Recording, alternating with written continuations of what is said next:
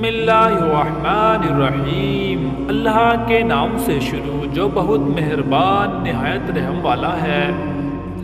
السلام علیکم ناظرین، امید کرتے ہیں آپ سب لوگ خیریت سے ہوں گے۔ ایک عورت کہتی ہے کہ میرا آدمی کسی وجہ سے لمبے وقت کے لیے غائب ہو گیا۔ اس وقت میں ایک کم عمر بچی کی ماں تھی، جبکہ میرے ابو جان میرے ساتھ ہی رہا کرتے تھے۔ ہماری غربت اور مفلسی بہت زیادہ تھی اور اکثر ہمارے گھر میں کھانے کو کچھ بھی نہیں ہوتا تھا۔ اگر ہم دن میں کچھ کھا لیتے تو رات میں ہمیں بھوکا ہی سونا پڑتا تھا۔ صبر کے ساتھ ہم لوگ ہر حال میں اللہ کا شکر ادا کرتے تھے۔ ایک رات کو بھوک اور پیاس نے ہمارا ایسا امتحان لیا کہ اس سے پہلے کبھی بھی نہیں لیا تھا۔ میری بیٹی کو بہت تیز بخار آ گیا۔ بچی کا بخار اتنی تیز بڑھا تھا کہ میں اور میرے والد اپنی بھوک اور پیاس سب بھول گئے۔ ایسی بے بسی اور ایسی لاچاری اس سے پہلے کبھی نہیں دیکھی تھی۔ بے قراری جب حد سے زیادہ بڑھ گئی تو مجھے اللہ تعالیٰ کی وہ بات یاد آ گئی تھی کہ بھلا کون بے قرار کی صدا قبول کرتا ہے؟ جب وہ اس سے دعا کرتا ہے تو کون اس کی دعا قبول کرتا ہے؟ جی ہاں، کون ہے جو بھوک اور بیماری، دکھ اور تکلیف، پریشانی اور مصیبت کو دور کرتا ہے؟ یہ سب سوچ کر جب میں صبح کو اٹھی اور وضو کیا، پانی میں پٹی بھگو کر رکھی، بچی کے سر پر رکھی، پھر اللہ کے حضور نماز کے لیے کھڑی ہو گئی۔ 2 رکعت نماز پڑھنے کے بعد ہاتھ اٹھا کر بچی کے لیے دعا کی اور پھر اس کے ماتھے سے پٹی اتار کر دوبارہ پانی میں بھگو کر رکھی اور پھر نماز کے لیے کھڑی ہو گئی۔ نماز کے بعد ایک بار پھر بارگاہ الہی میں ہاتھ اٹھا کر دعا کے بعد پھر سے پانی کی پٹی بدلی اور دوبارہ نماز کے لیے کھڑی ہو گئی۔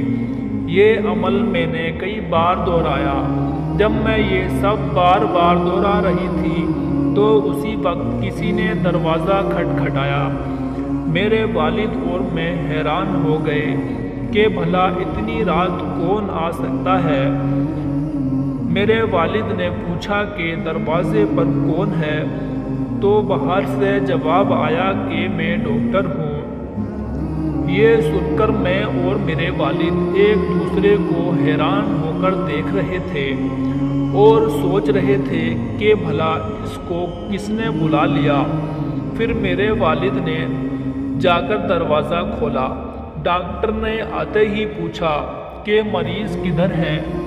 ہم نے سادگی سے بچی کی طرف اشارہ کر دیا۔ ڈاکٹر نے بچی کو چیک کیا، پھر کاغذ پر دوا لکھ کر میرے ہاتھ میں رکھتے ہوئے بولا، لائیے میری فیس دیجیے، اب میں چلتا ہوں۔ میرے والد نے دھیرے سے ڈاکٹر سے کہا کہ ڈاکٹر صاحب، میرے پاس آپ کو دینے کے لیے پیسے نہیں ہیں، ہمارے گھر تو کئی دنوں سے کھانا بھی نہیں ہے۔ میرے یہ جواب سنتے ہی ڈاکٹر غصے میں بولا، جب تمہارے پاس مجھے دینے کے لیے پیسے ہی نہیں تھے تو مجھے آدھی رات کو فون کر کے کیوں بلایا؟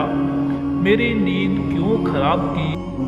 ہم لوگوں نے ڈاکٹر کے منہ سے ٹیلی فون کی بات سن کر مجھے لگا کہ ڈاکٹر شاید غلطی سے ہمارے گھر آ گیا ہے۔ میں نے ہمت کر کے ڈاکٹر کو جواب دیا کہ ڈاکٹر صاحب، ہم نے آپ کو فون کر کے نہیں بلایا ہے اور ہمارے پاس تو ٹیلی فون بھی نہیں ہے۔ یہ سن کر ڈاکٹر نے مجھ سے پوچھا کہ یہ منصور کا گھر نہیں ہے؟ تو میں نے جواب دیا، نہیں، منصور کا گھر تو ہمارے برابر میں ہے۔ یہ سن کر ڈاکٹر تھوڑا خاموش ہوا، پھر ہمارے گھر سے نکل کر پڑوسی کے گھر چلا گیا اور ہم شرمندگی سے خاموش بیٹھے رہے۔ تھوڑی دیر ہی گزری تھی کہ وہ ڈاکٹر ایک بار پھر ہمارے گھر آ گیا، آنکھوں میں آنسو اور دھیمی آواز میں بولا کہ اللہ کی قسم میں تمہارے گھر سے اس وقت تک واپس نہیں جاؤں گا جب تک تمہارا پورا قصہ نہ سن لوں۔ تو میں نے اس ڈاکٹر کو پورا قصہ سنایا کہ اس طرح میں بچی کے سر پر پٹی رکھ رہی تھی اور اللہ سے دعا مانگ رہی تھی۔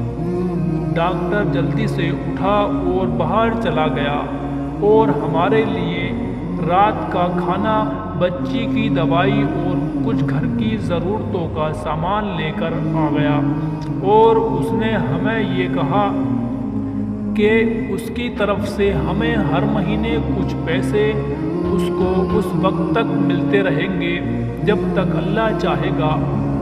جی ہاں، یہ اللہ پر بھروسے کی کہانی میرے دوستوں، چاہے کیسے بھی حالات ہو، ہمیں اللہ پر بھروسہ رکھنا چاہیے۔ یقیناً جو لوگ اللہ پر بھروسہ رکھتے ہیں، اللہ ان کی مدد ضرور کرتا ہے۔ ہم سب کو سمجھنے اور ہر حال میں اللہ پر بھروسہ رکھنے کی توفیق عطا فرمائے۔